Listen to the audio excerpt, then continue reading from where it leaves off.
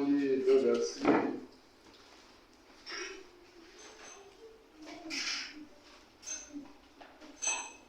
Dans Jean chapitre 1.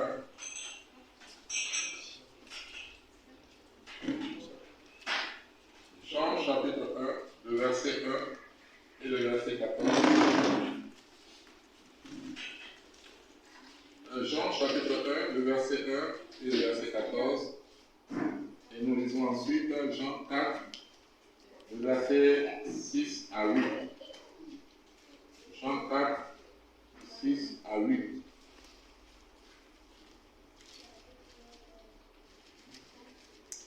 Jean chapitre 1, le verset 1, le verset 14. Je vais faire la lecture.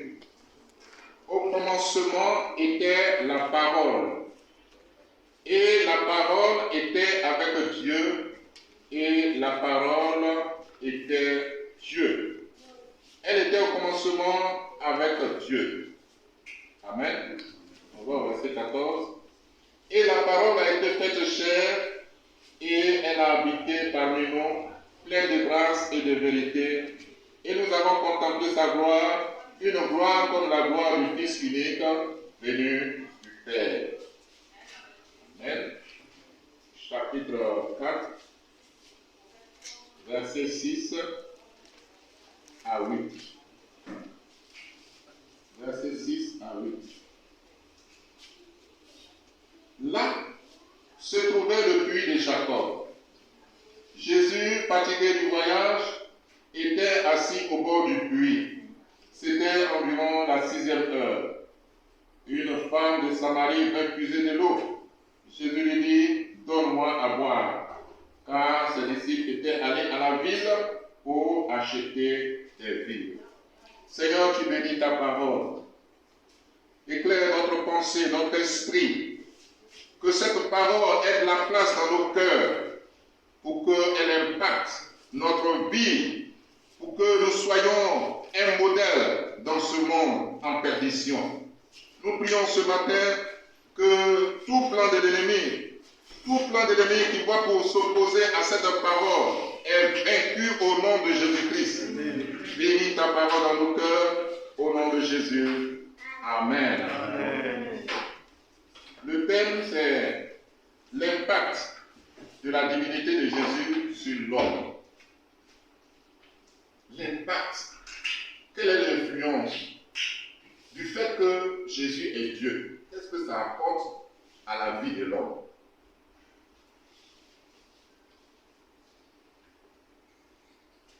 Nous savons tous que Jésus a deux natures. Il a une nature divine, c'est-à-dire qu'il est Dieu, et en même temps, il a une nature humaine. Il est à la fois homme, il est à la fois Dieu. Nous allons étudier ce matin que Jésus est Dieu. Et si tu veux réussir dans ta vie, il faut croire profondément que Jésus est Dieu. Il y a une secte religieuse qui dit que Jésus a été créé au même titre que les anges. C'est ce que les théologiens appellent une hérésie, une grave erreur. C'est en même temps une blasphème. Parce que Jésus ne peut pas être créé au même titre que les anges. À la lumière de la parole que nous venons de lire, on dit au commencement, avant la création, Jésus existait déjà. Avant la création, à l'origine, Jésus existait. On dit il était même la parole. Et cette parole était avec Dieu, c'est-à-dire Jésus, parce que la parole dont on parle ici, c'est Jésus qui s'est fait chair, c'est Jésus, ça on parle de Jésus. Et Jésus était au commencement avec Dieu, et Jésus, il est Dieu. Alléluia. Amen. Mais avant d'aller un peu plus loin, nous devons savoir, nous allons voir brièvement que Jésus, il a une nature humaine.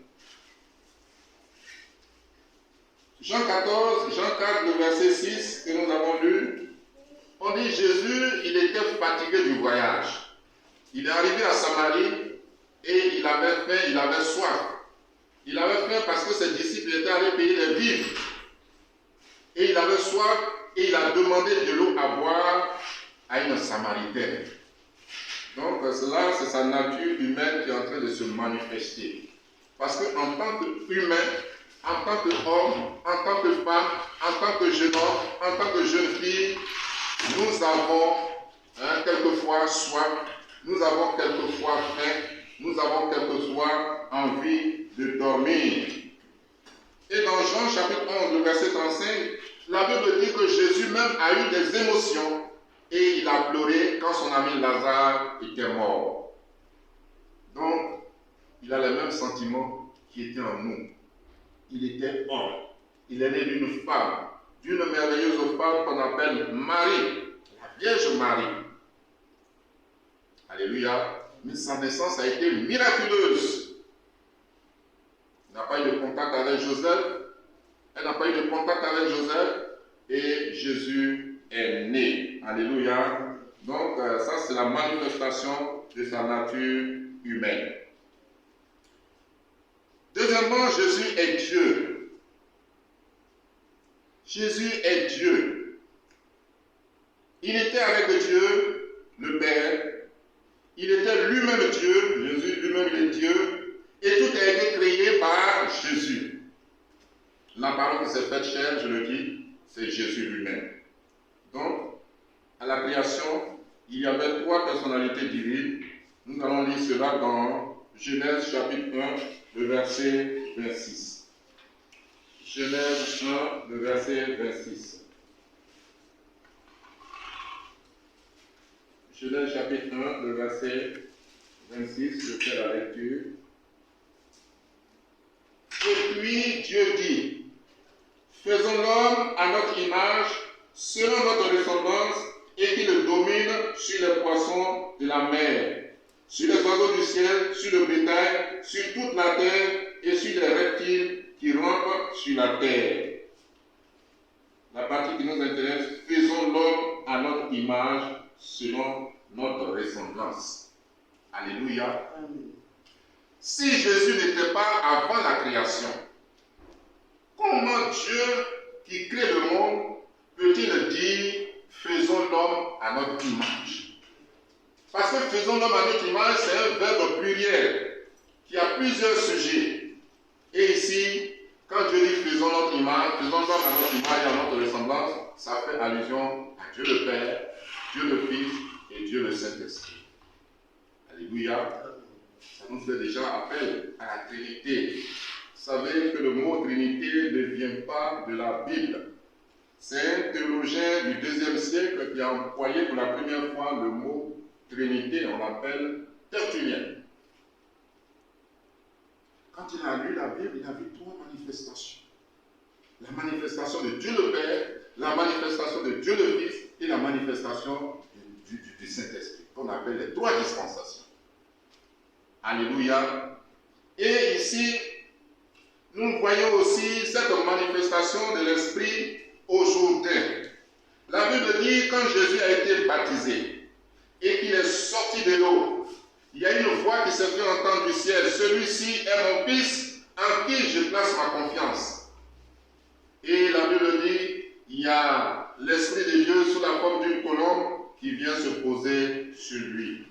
Là, on voit clairement la manifestation des 3 divinités, de la divinité, de la manifestation de la Trinité. Dieu le Père qui parle depuis les cieux, Jésus-Christ, Dieu le Fils, Jésus-Christ qui est dans les eaux du baptême, et le Saint-Esprit sous la symbolique d'une colombe qui vient se poser sur lui. Alléluia.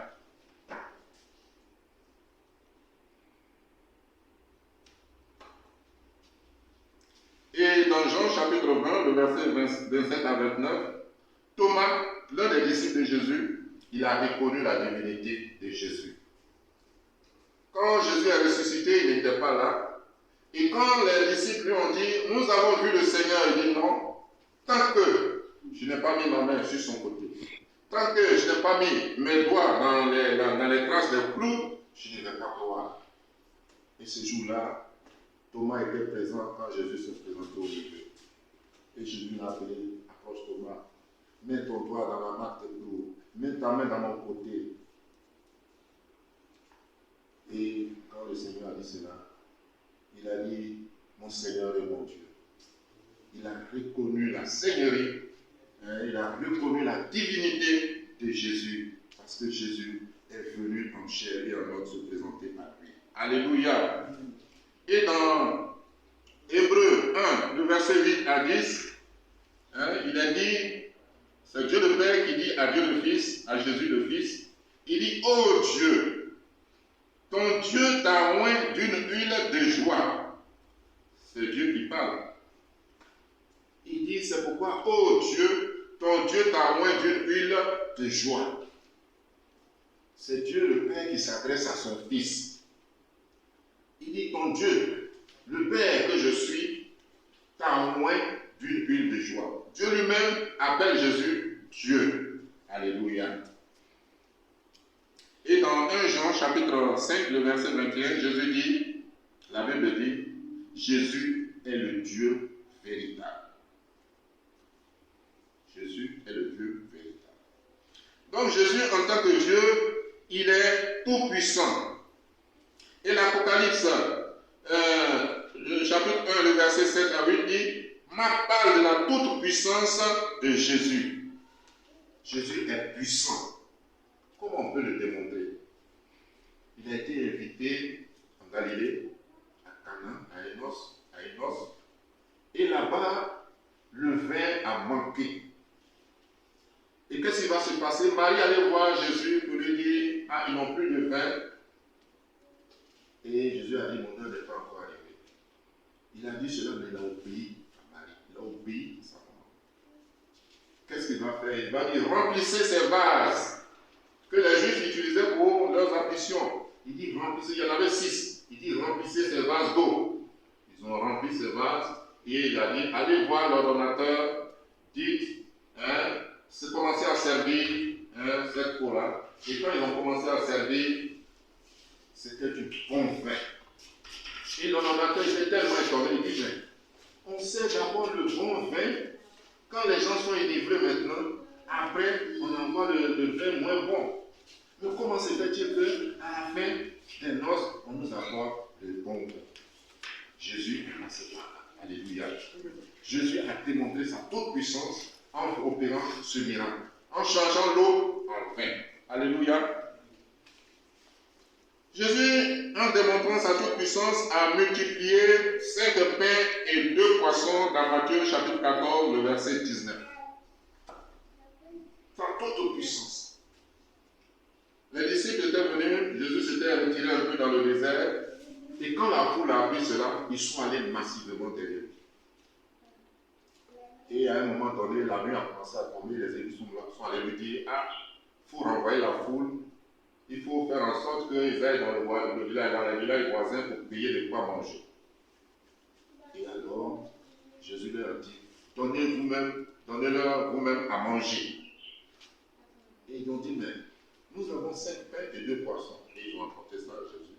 Jésus a levé les yeux vers le ciel. Il a prié et il a dit de partager. Tout le monde a mangé. Ce jour-là, plus de 5000 personnes, sans compter les femmes et les enfants, ont mangé. Et il est resté 12 corbeilles de pain. Alléluia. Jésus a démontré sa toute puissance. Et nous avons enfin la tempête que le Seigneur a apaisée. Jésus était sur la barque avec ses disciples et un vent violent s'est levé, a commencé à balancer la pirogue. Et voilà, Jésus s'est levé, il a menacé la tempête et le calme est revenu. Alléluia. Amen.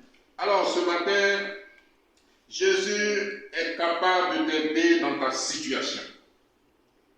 Est-ce que ce matin tu as un problème? Est-ce que ce matin tu as une difficulté? Est-ce que ce matin tu as une préoccupation? Est-ce que tu as un souci? Est-ce que tu es malade? Quel est ton problème? Tu dois savoir que ton Dieu est puissant et qu'il est capable de te sortir de ta situation pour que tu sois heureux, pour que tu puisses mener une vie meilleure. Alléluia. nous devons simplement demander. Nous devons demander à Dieu, Seigneur, voici ma situation. Seigneur, voici mon problème. Seigneur, voici ma difficulté. Et dans Marc chapitre 1, le verset 24, il est dit, tout ce que vous demanderez en priant, croyez que vous l'avez reçu et vous le verrez s'accomplir. C'est ce qu'on appelle la foi. Quand tu demandes quelque chose à Dieu, il ne faut pas douter. Il ne faut pas douter. Est-ce que ça va réussir? Ça va marcher? Est-ce que ça ne va pas marcher? Moi, je m'en sais bien. Dès l'instant où tu dis ça, c'est fini. Parce que dans Jacques dit quoi? Celui qui doute là, il est comme le flot de la mer. Il est agité d'un côté, il est agité de l'autre. Qu'une telle personne ne s'attende pas à recevoir quoi que ce soit de l'Éternel. Vous voyez, le doute n'est pas votre allié, mais vous devez avoir la foi. Vous devez compter sur le Seigneur. Vous devez croire que ce que vous avez demandé à Dieu, Dieu vous l'a déjà accordé. Alléluia. Donc, ayons la foi pour obtenir les grâces de la part de l'Éternel. Ayons la foi pour obtenir les bénédictions qui ne sont suivies d'aucun chagrin de la part de l'Éternel. Alléluia.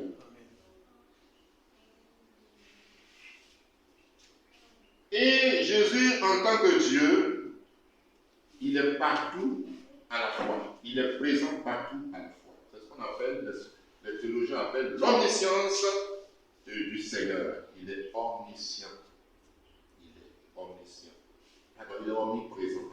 Il est présent partout, donc il est omniprésent. Il est omniprésent. Et dans Matthieu chapitre 18, le verset 20, la Bible dit, là où 2 ou 3 sont assemblés, il est présent. C'est pourquoi le Seigneur est présent dans toutes les assemblées. Le Seigneur est présent parce qu'il ne peut se trahir lui-même. Il veille sur sa parole pour l'accomplir. C'est un Dieu fidèle à lui-même, fidèle à sa parole. La Bible dit, en lui, il n'y a point d'homme de variation. Ce qu'il dit, il accomplit. Il dit, il est avec nous. Là où 2 ou 3 sont assemblés, il est présent. Et ce matin, le Seigneur est présent au milieu de nous, par son esprit. Il est présent au milieu de nous, par son esprit. De même qu'il est présent dans une grande assemblée et une petite communauté, le Seigneur est présent. Alléluia. Est-ce que vous réalisez sa présence dans votre vie? Est-ce que vous réalisez la présence de Dieu lorsqu'on l'adore? Ne soyez pas distraits. Parce que le Seigneur est présent. Alléluia. Et dans Jean chapitre 1, le verset 47 à 42, il y a un homme qu'on appelle Nathanaël. Il allait vers Jésus. Et quand Jésus l'a vu, il dit, voici un Israélite en qui il n'y a pas de foi. Et Nathanaël dit, mais où tu m'as vu? Il dit, quand tu étais sur le figuier, je t'ai vu. Quand tu étais sous le figuier, je t'ai vu. Alléluia. Cela marque la présence permanente de Dieu dans ce monde. Le Seigneur Jésus, il est avec nous. Il dit, je suis avec vous tous les jours jusqu'à la fin des temps. Alors, si Jésus est présent partout, c'est un danger pour nous. Parce que tout ce qu'on va faire là, il va voir. Si c'est le mal, il va voir le mal. Si c'est le bien aussi, il va voir le bien. C'est pourquoi la Bible dit, le Seigneur n'aura aucune difficulté pour juger ce monde. Parce que tout est à nu et à découvert au Dieu de celui qui nous a créés. Alléluia. C'est pourquoi il ne sert à rien de vivre dans le péché en semaine, loin des regards, loin des yeux des responsables. Mais ce que nous devons savoir, si le Seigneur t'a vu, c'est encore plus grave que si le pasteur ne t'a vu. Parce que c'est le Seigneur qui va juger. C'est le Seigneur qui va condamner. Ou bien c'est le Seigneur qui va te récompenser si tu as bien agi. Donc faisons attention à notre marche chrétienne. Faisons attention à notre relation avec le Seigneur. Parce que celui à qui nous appartenons, c'est un Dieu qui est présent partout. Il ne faut pas penser que comme tu es allé au village, et que ton village est derrière Tengle là, et que là-bas il n'y a pas de courant, donc la nuit là, tu peux danser fétiche. La nuit là, tu peux faire des pratiques, tu peux commettre le péché. Mais détrompe-toi, que dans le noir, le Seigneur dit quoi? Tout est à nu, tout est à découvert. C'est pourquoi nous devons plutôt demander à Dieu de nous aider à nous sanctifier, de nous aider à vivre la vie chrétienne authentique. Parce qu'un jour, nous allons comparaître devant le Seigneur. Si nous comparaissons devant le Seigneur, soit c'est pour être condamné, soit c'est pour être récompensé au tribunal de Christ. Mais mon désir pour vous ce matin, c'est que nous soyons tous récompensés au tribunal de Christ. C'est pourquoi nous devons travailler pour le Seigneur. Tout ce que nous faisons dans la maison de Dieu, la Bible dit, le Seigneur n'est pas oublieux. Le Seigneur n'est pas un homme pour être ingrat. Mais le Seigneur va récompenser tout ce que nous allons faire dans sa maison. La direction, la prédication, les chants qui chantent, celui qui balaie, le Seigneur va le récompenser. Mais j'ai le témoignage d'un frère. Je ne sais pas quel est ce don qu'il a. Il allait voir le pasteur et dit, moi, mon don là, c'est de laver douche baissée de l'église. Moi, c'est ce que je veux faire à l'église. Le pasteur dit, c'est vrai ça? Il dit, oui, pasteur. Je vous assure que les dimanches, les toilettes sont propres. Quand le culte finit, là, il s'en va laver encore. Ah, le frère, là, un jour, il allait pour laver les toilettes. Quand il a fini, je vous assure, le Saint-Esprit est descendu sur lui comme ça. Bah, commencé à parler en langue. Il a eu des dons spirituels. Il a eu plusieurs dons, frère. Le frère, là, il a été utile à l'église. Quand ça chauffe à l'église, quand il se lève et prophétise, la situation est décantée. Hein? Vous voyez? Servir Dieu dans les moindres choses, frère, il y a une grande bénédiction là-bas. Il ne faut pas mépriser cela. C'est pourquoi je serai heureux quand quelqu'un m'a dit, ah, moi je veux parler le temple tous les dimanches, avant que vous n'arriviez. Il faut venir tôt aussi. Parce que si le sommeil d'Afrique est réveillé à 10 heures, chez nous, là, j'ai bien déchiquoté. Alléluia. Amen. Donc, que le Seigneur vraiment nous fortifie et nous devons savoir aussi que Jésus, en tant que Dieu, il sait tout. Il est omniscient. C'est ce que les théologiens appellent l'omniscience du Seigneur. Il sait tout. Dans Marc chapitre 2, le verset 8, la Bible dit, il connaît la pensée des hommes. Il connaît la pensée des hommes. Il connaît déjà. Après le culte, tu te dis que tu vas aller à la maison. Après la maison, tu vas aller ici, tu vas aller là. Le Seigneur connaît tout. Il connaît ton programme d'avance. Et dans Jean chapitre 2, le verset 25, la Bible dit, il n'a pas besoin qu'on rende témoignage des hommes, car il connaît ce qui est dans l'homme. Quand tu viens devant le Seigneur, il ne faut pas dire lui, il est bon, celui-là, il est mauvais, celui-là, il est méchant, celui-là, il est gourmand. Le Seigneur connaît tout ça. Le Seigneur connaît tout. Il connaît chacun de nous en détail. On dit qu'avant que la pensée ne prenne forme dans notre esprit, il connaît ça déjà. Il sait tout. Il sait tout. Donc le Seigneur nous connaît. Il savait cela. Il savait même celui qui allait le trahir, Judas. Il connaissait cela déjà. Alors, si le Seigneur nous connaît de A à Z,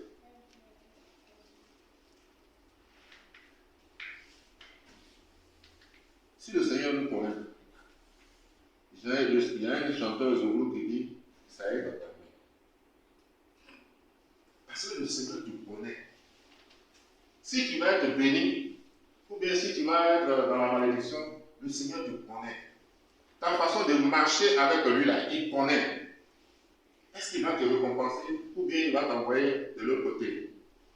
Ça est dans ta main. Le musulman dit ça est dans ta main. Ta bénédiction que tu recherches, ça est dans ta main. Le boulot que tu cherches, ça est dans ta main. Tu veux aller au ciel, mais ça est dans ta main. Parce que tu ne peux pas tromper Dieu et puis partir au ciel. Donc tout dépend de toi. C'est à toi de marcher honnêtement, en pleine lumière avec le Seigneur pour espérer aller un jour au ciel. Amen. Amen.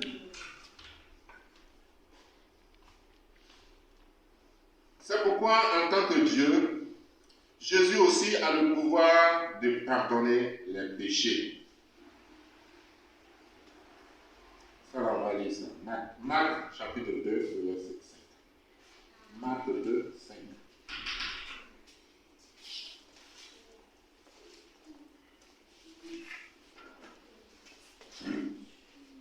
Marc 2, verset 5, on va lire.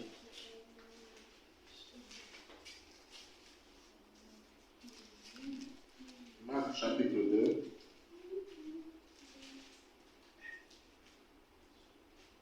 Marc chapitre 2, verset 5, je lis. Jésus, voyant leur foi, dit au paralytique, mon enfant, tes péchés sont pardonnés. Il avait là quelques scribes qui étaient assis et qui se disaient au-dedans d'eux, comment cet homme parle-t-il ainsi? Il blasphème. Qui peut pardonner les péchés si ce n'est Dieu seul? Jésus, ayant aussitôt connu par son esprit ce qu'il pensait au-dedans d'eux, leur dit, pourquoi avez-vous de telles pensées dans vos cœurs? Lequel est le plus aisé? De dire au paralytique, tes péchés sont pardonnés, ou de dire, lève-toi, prends ton lit et marche. Or, afin que vous sachiez que le Fils de l'homme a sur la terre le pouvoir de pardonner les péchés, je te l'ordonne, dit-il au paralytique, lève-toi, prends ton lit et va dans ta maison. Et à l'instant, il se leva, prit son lit et sortit en présence de tout le monde, de sorte qu'ils s'étaient tous dans l'étonnement et glorifiaient Dieu, disant, nous n'avons jamais rien vu de pareil. Alléluia. Donc Jésus, en tant que Dieu, il a le pouvoir de pardonner les péchés. Donc ces monothéistes-là, les Juifs de l'époque, les Israélites, où il n'y a que Dieu seul qui peut pardonner les péchés. Ils n'ont jamais su que Jésus pouvait pardonner les péchés. Ils n'ont jamais considéré Jésus comme Dieu. C'est pourquoi ils se sont plaints. Mais Jésus voulait leur démontrer qu'il avait le pouvoir de pardonner. Il a dit au paralytique, lève-toi et rentre chez toi. Donc ça a été une démonstration de sa divinité aux yeux des hommes. Alléluia. Donc Jésus a le pouvoir de pardonner. Si quelqu'un ce matin a péché, si quelqu'un ce matin est tombé dans le mal, nous avons un avocat auprès du Seigneur, auprès de Dieu. Nous avons un avocat auprès de Dieu, le Père, Jésus. Dans 1 Jean chapitre 1, le verset 9, si nous confessons nos péchés, il est fidèle et juste de nous pardonner et de nous purifier de toute iniquité. Alléluia. C'est la pratique du péché qui est mauvais devant Dieu. C'est ça qui est mauvais devant Dieu. Mais un chrétien qui tombe, il faut qu'il se relève. Il y a toujours une porte de sortie. À condition qu'il confesse son péché et qu'il délaisse le mal, alors il est libre devant le Seigneur. Alléluia. Mais il ne faut pas demeurer dans le péché. Aujourd'hui, tu as menti. Il dit, Seigneur, vraiment, j'ai menti, je demande pardon. 2 jours après, tu tombes dans le même mensonge. Une semaine après, tu tombes dans le même mensonge. Non, il faut demander à Dieu de te donner la force, de te libérer du mensonge. Alléluia. Nous avons dit que Dieu est capable. Il a le pouvoir de nous délivrer du malin. Il a le pouvoir de nous délivrer des œuvres des ténèbres. Il a le pouvoir de nous délivrer de tout ce qui peut nous empêcher d'entrer au ciel. Alléluia. En tant que Dieu, il a le pouvoir. Vous voyez? Il est tout puissant. Et il nous a délégué une partie de sa puissance. Il dit, voici les signes qui accompagneront ceux qui ont cru. À mon nom, ils feront ceci. À mon nom, ils feront cela. Alléluia. Aujourd'hui, le Seigneur nous a donné une partie de son pouvoir, de son autorité. Il nous a donné aussi une partie de son omniscience. C'est vrai qu'on ne connaît pas tout, mais avec les dons spirituels qu'il a déposés en nous. Je vous ai parlé du frère qui, quand c'est tombé à l'église, il prophétise des choses, c'est calme. Mais qui fait ça? C'est l'Esprit de Dieu. L'Esprit que le Seigneur nous a donné. Un jour, j'avais passé concours. Et il y a un frère qui m'a appelé. Il m'a dit, quand tu as passé là, quelqu'un va t'appeler pour te donner ton résultat. Et le résultat qu'il va te donner là, tu as gagné.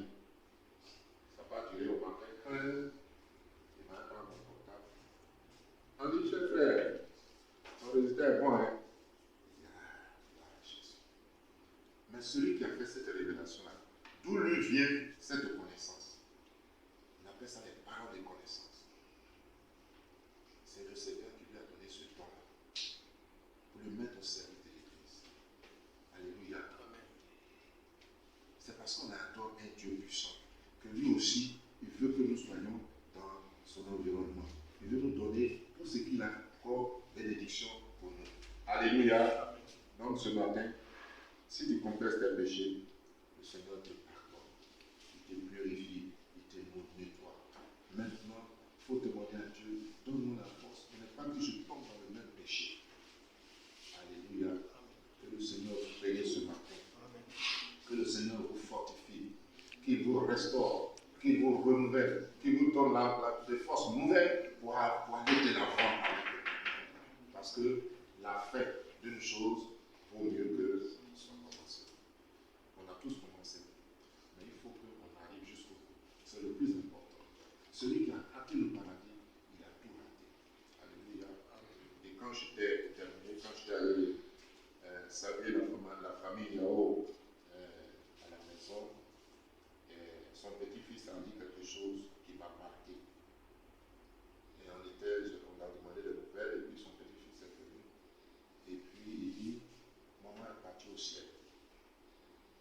Alléluia. Amen. Moi, j'ai la conviction qu'elle est partie au ciel. Parce que ces derniers instants, son nom a eu le temps de parler avec elle. De lui montrer le chemin du salut. Les hommes de Dieu ont défilé. Ses parents aussi ont conseillé. Donc, nous devons suivre sa voie, son chemin. Il faut qu'un jour, nous nous retrouvons en devant du Seigneur pour nous réjouir. Alléluia. Mais ça passe par la foi en Jésus-Christ. Nous devons avoir foi en Jésus-Christ. On est sauvé par la foi en Jésus-Christ. Et demeurons dans cette foi. Demeurons dans cette marche. Que Dieu nous bénisse. Amen. Et nous fortifie.